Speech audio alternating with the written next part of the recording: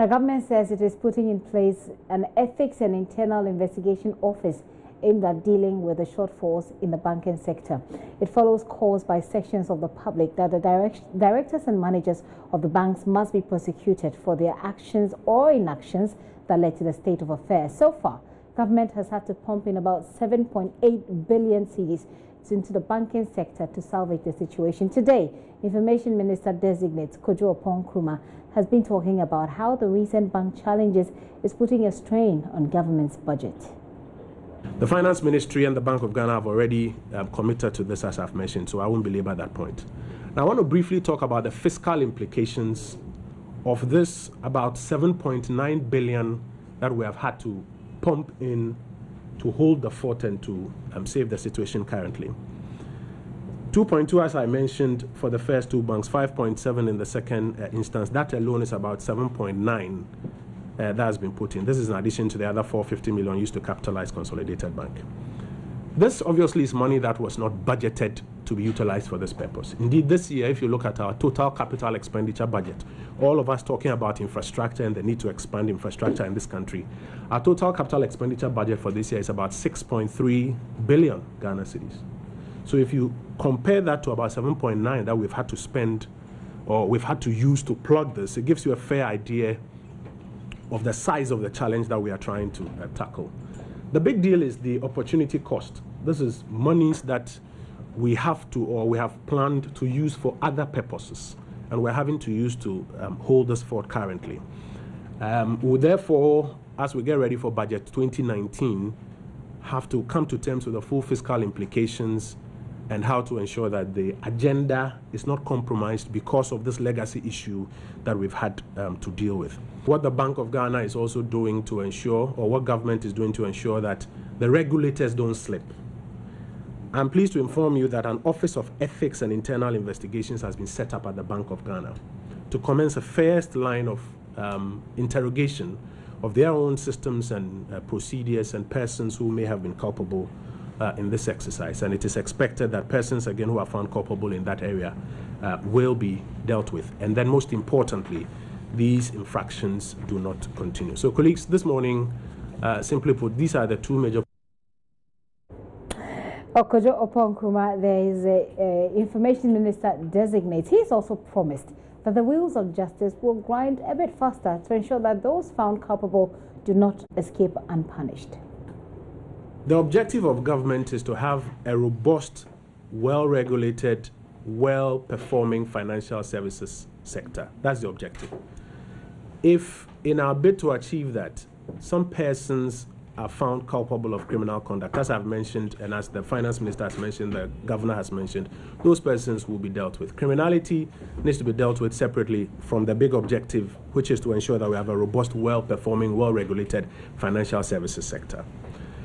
It is true that it's been about a year since the Bank of Ghana and its advisors completed their primary investigations and made it available to IOCO and some of the other investigative and prosecutorial agencies. I do know that soon they will now take things to the next level. Prosecutorial action against persons found culpable should be commencing soon. What all of us should also bear in mind is that we have a history in this country where agencies conduct their investigation, present it to the prosecutorial agencies, and sometimes the courts have shut it down because the prosecutorial agencies did not do their own work and come up with their own docket. So it's important that that is also done properly so that nobody goes to court to go and falter. So the commitment is clear, the process is being followed, the wheels will grind in due course. Now, in a related development, shareholders and former directors of the three defunct banks, UT, Capital and Sovereign, have been banned from Ghana's financial market with immediate effect for a period of 5 years.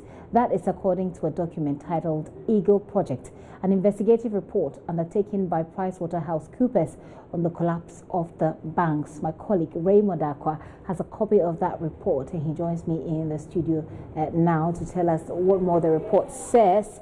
Raymond, it's good to have you. Thank you. All right, let's go ahead with what we have in the document. Raymond, what else does it say? So it actually chronicles, and this is really the roadmap from the beginning, right from the second day of January to the January 29th of this year.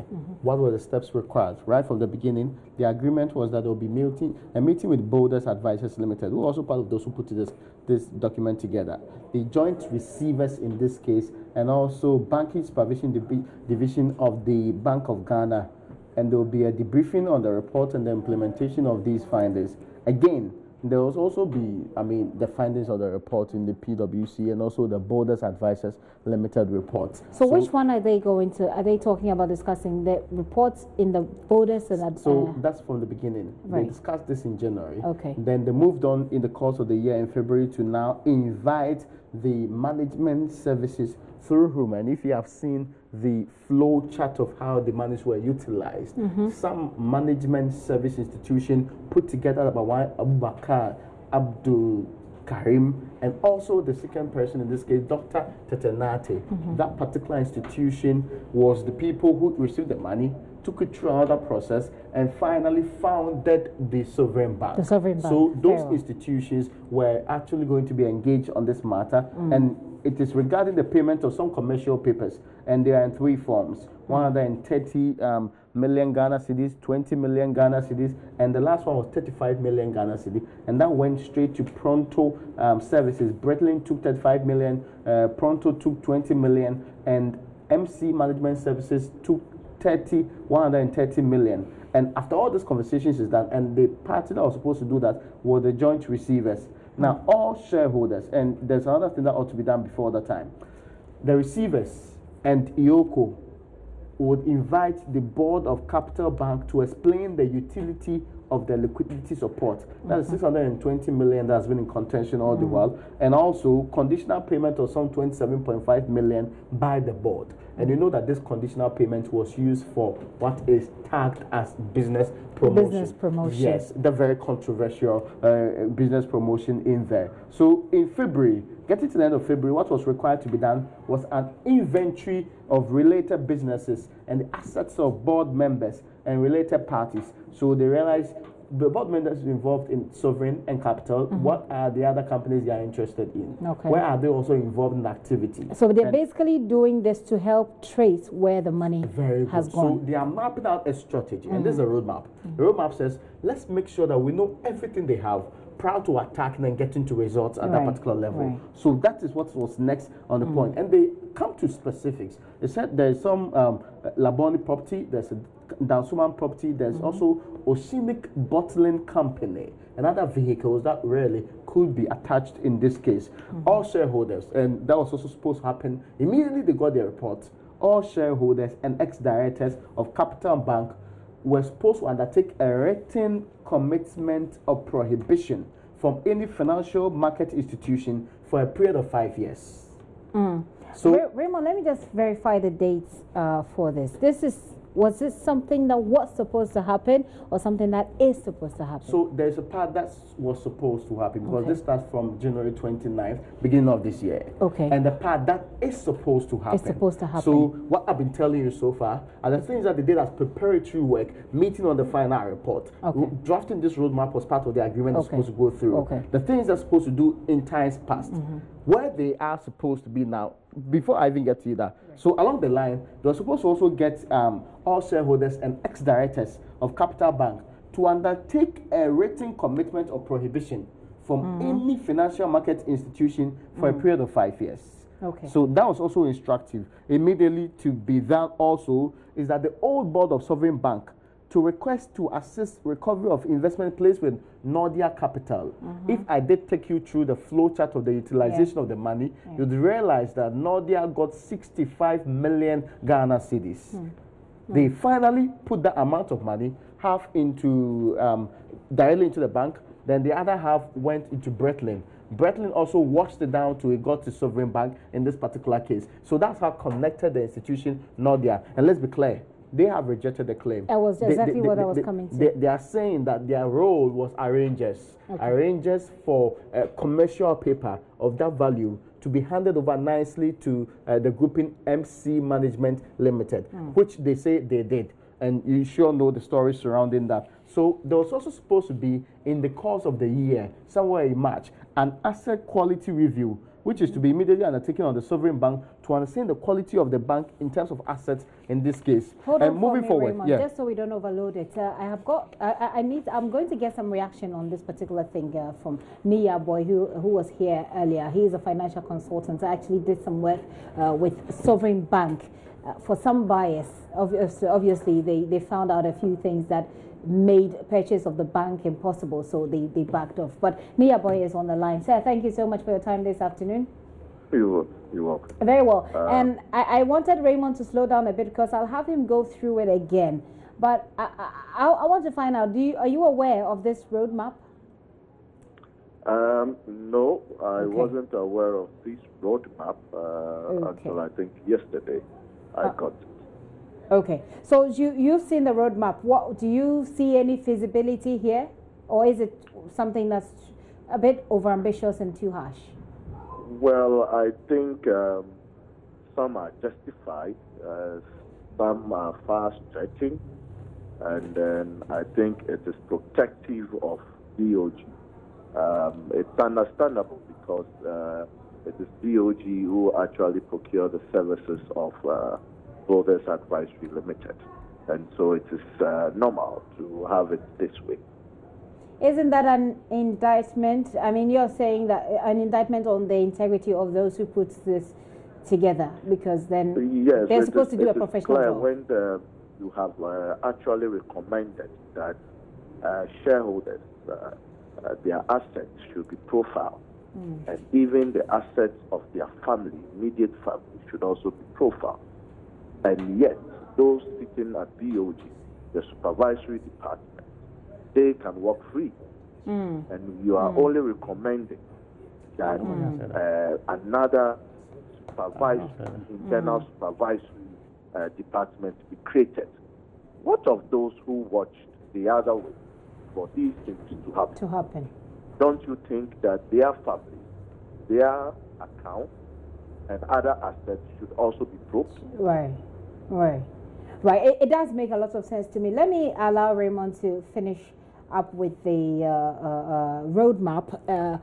Raymond, help us with where we are at the moment and where next we're to go. Okay, so the understanding was that there were some actions that were required immediately. Immediately, they roll out this particular roadmap. And that included the declaration of assets by shareholders and directors of Sovereign Bank directly. And also the receivers in a meeting with the board of directors of UT Bank to address settlement of related party placements and debt to the tune of 71.6 million and 14.3 million. That's in US dollars anyway. And it was also supposed to have a meeting. And these are immediate actions. These are not the actions that we expected, let's say, later on in the year or with some months coming in. But these were required immediately to be done by the people who are supposed to be. Do we know whether that was done? Okay, so we know, for example, that so far the engagement which required that the ex-directors of Sovereign Bank undertake a written commitment or prohibition from financial market has not been done. Has not been done. Yes. Which is why they were able to set up Sovereign Bank. Yes, we also know. But then there's also another issue about the names behind the setup of the Sovereign Bank. It doesn't necessarily reflect those who were in Capital Bank, even though if you're tracing the money, it seems to be pointing towards that direction. It's an interesting maze, and that's something that you should be interested in. You know, I was telling you about 3 institutions you should take note of. All-Time Capital, Nordia Capital. Now, Nordia Capital sent monies of 20 million and 100 million to Pronto Limited, which was put together by Pani Taki and also MC Management Services Limited. Now, Abubakar Abdullahi and Tetenate are the ones who set up the MC Marketing Services Limited. These 2 institutions received 20 for Pronto and also 100 from the all-time money. Interestingly, the Nordia Capital amount also 30 of the 65 million went to MC Management Services, and the rest, being the 35 million, went to Breitling Services, which is owned by Mr. Atuesian himself. So you are not seeing directly the names in Capital at Nordia, because the amount of money that was given to Capital as liquidity was given to institutions related to this and taken through that maze and finally settling with groups like MC Management Services Limited, which became the security holder for all the shareholders in Sovereign Bank. Sovereign Bank. So this is what the documents that we had earlier shows. Ms. Ayaboy, let me just find out, quickly wrap it up with you by finding out from you, what do you know, based on the work you did with Sovereign Bank, the extent at which Nordia, Breitling, MC Management, etc., the linkage. What can you tell us about the linkage, the maze here that Raymond is talking about? Well, I think these issues should be situated properly. These monies went out from Bank of Ghana's account. So Bank of Ghana, when it was happening, was fully aware. Because UT and Capital Bank, Sovereign Bank, all have accounts with the Bank of Ghana.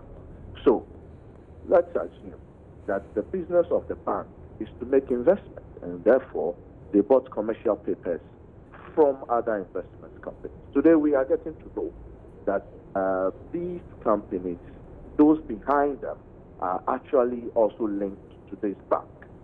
Was these made known in the accounts?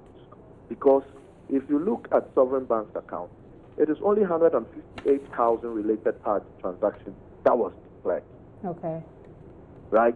In terms of Capital Bank, how much was declared? Was all these amounts declared?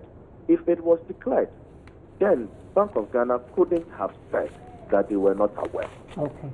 Okay. So, in the nutshell, what we need to ask Bank of Ghana to tell us, we don't need advisors to be writing this report, is whether they were aware when these things were happening, or they were just not aware, and they needed the Services of Holders Advisory Limited to have told us this.